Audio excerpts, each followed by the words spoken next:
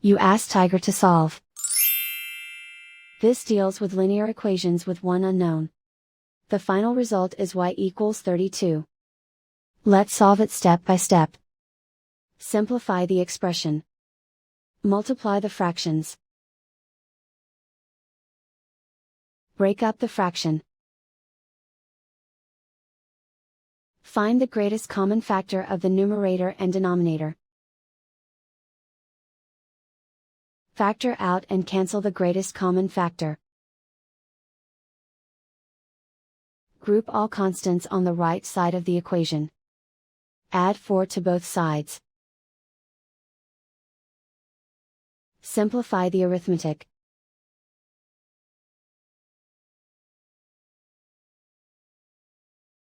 Isolate the y. Multiply both sides by 2. Group like terms. Multiply the coefficients. Simplify the fraction. Simplify the arithmetic. And so the final result is y equals 32.